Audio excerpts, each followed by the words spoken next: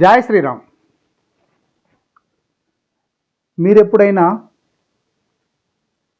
ఇరుగు పొరుగున ఉండే అమ్మలక్కలు లేకపోతే ఇంకెవరో ముసలోళ్ళో లేకపోతే ఎవరో ఒకరు ఏదో ఒక విషయం లోపట కొట్లాడుకోవడం లోపల ఉన్న తేడాను గమనించారా? అంటే డిఫరెంట్ స్టైల్స్లో వాళ్ళు కొట్లాడుకుంటారు కదా. నెత్తి ఎంటుకలు పట్టుకొని ఒకరు ఇట్లా అట్లా ఏదో కొన్ని వెరైటీ చేస్తారు. ఇంకొన్ని గొడవలు కూడా ఉంటాయి. ఎవరి ఇండ్లలో వాళ్ళే ఉంటారు, ఎవరి వాకిట్లో వాళ్ళే ఉంటారు.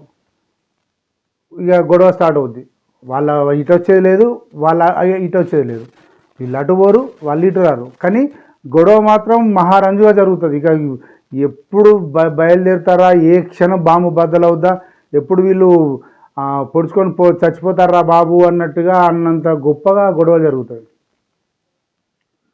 సేమ్ యాజ్ ఇట్ ఈజ్గా మన తెలంగాణ రాష్ట్ర బడ్జెట్ సమావేశంలో జరిగినట్టుగా. అంటే విషయం ఏంటంటే, రేవంత్ రెడ్డి గారు సచ్చుడో సావుడో తెలంగాణకు అన్యాయం జరిగింది, ఢిల్లీలో పోయి ధర్నా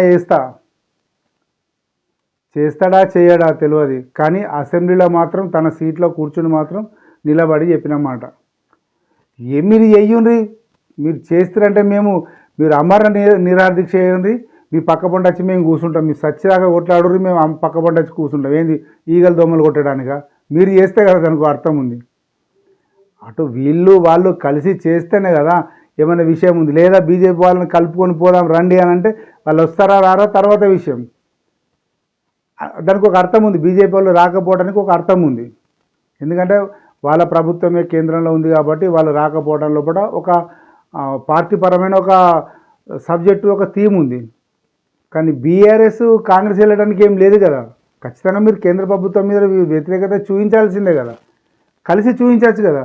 మీరు పోయి మీరు అమర నిరాదీక్ష చేయండి, మీరు సత్యదాకా చేయండి, మేము అక్కడ కావాలి కాస్తామంటే బట్టి విక్రమార్క గారు ఖండించారు. సరే, ఖండించినా ఖండించకపోయినా దీనివల్ల ఒరిగేది ఏమీ లేదు.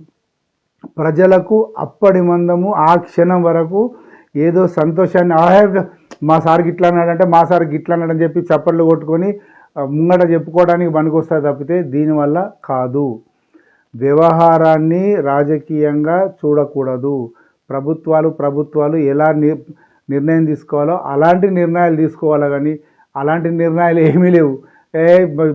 చెప్పేసినాం, అయిపోయింది. వీళ్ళు ఇక్కడ చెప్పేసారు, వీళ్ళ పని మీద కాంగ్రెస్ వాళ్ళ పని మీద కాంగ్రెస్ వాళ్ళు ఉంటే బీఆర్ఎస్ వాళ్ళు మేడిగట్టకపోయారు, కంత అయిపోయింది. ఇంకేం కథం, దొంగలట్టు పైసలు ఇవ్వటం, ఇంకేముంది. దీనివల్ల ఎలాంటి లాభం లేదని మేధావి వర్గము చెబుతోంది. మేధావి వర్గం ఆలోచిస్తున్నది కూడా ఇదే విషయం. నిధులు రాకపోతే నిధులు ఎందుకు రాలేవు అనే విషయాన్ని నీతి ఆయోగ్లో చర్చించాల్సిన బాధ్యత రాష్ట్ర ముఖ్యమంత్రి లేకపోతే ఆ రాష్ట్ర బాధ్యులది. అక్కడికే పోలేనంటే మాట్లాడాల్సింది అక్కడే కదా. ఏదున్నా కూడా అక్కడే ప్రధానమంత్రి, ఆర్థిక శాఖ మంత్రి లేదా నీతి ఆయోగ్లోనే కదా మాట్లాడాల్సింది. రాష్ట్ర గవర్నర్కు వినతి పత్రం ఇస్తే లాభం ఉండదు కదా, లేకపోతే ఇంకెవరికో ఏదో చెప్తే సరిపోదు కదా. అసెంబ్లీలో మనకు గంట సేపు మాట్లాడిన స్పీచ్ ఇచ్చినా కూడా ప్రజలు లైవ్లో చూసిన వాళ్ళు చప్పట్లు కొడతారేమో, లేకపోతే తమ పార్టీ వాళ్ళు చప్పట్లు కొడతారేమో, కానీ దానివల్ల రాష్ట్రానికి ఒరిగేది ఏమి ఉండదు కదా. సో రాజాసింగ్ గారు అన్నట్టు రాష్ట్రం లోపల బడ్జెట్ కాదు, అప్పుల కుప్పనే ఉంది. బడ్జెట్ అంటూ కొత్తగా ప్రవేశపెట్టడానికి ఏం లేదు. ఏదన్నా ప్రవేశపెట్టి ఉంటే అది ఊరికే కేవలం కాగితాల మీద చూపించడానికి, అంత అప్పే ఉంది. ఇంకా మళ్ళీ బడ్జెట్ ఎక్కడిది? ఈ బడ్జెట్ ఎక్కడి నుంచి వస్తుంది? ఈ బాకీలే ఉన్నాయి. ఈ బాకీలు కట్టుకుంటా ఇవన్నీ కట్టుకుంటా చేసేసరికి అసలు ఏమవుతుందో ఎవరికి అర్థం కాని పరిస్థితి ఉన్నది. కాబట్టి బడ్జెట్ సమావేశాలు అనే పాయింట్ని కనుక పక్కన పెడితే, సరే ఆ నష్టం కాంగ్రెస్ చేసిన నష్టం కాదు, ఆ లాస్ కాంగ్రెస్ చేసిన లాస్ కాదు. కడుతున్నారు అంటున్నారు, సంతోషమే. ఇప్పుడు వాళ్ళు చేసిన బాకీ మీకంటే ముందు చేసిన వాళ్ళ బాకీ మీరు కడుతున్నారు అనడం గొప్ప విషయమే.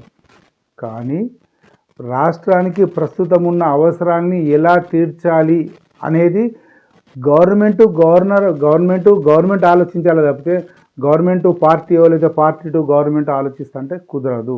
అది రేవంత్ రెడ్డి గారు అర్థం చేసుకుంటే తెలంగాణకు అంతో ఇంతో మించి నిధులు రాచే అవకాశం ఉందని చెప్పి మేధావర్గం చెప్తున్నమాట. జై శ్రీరామ్.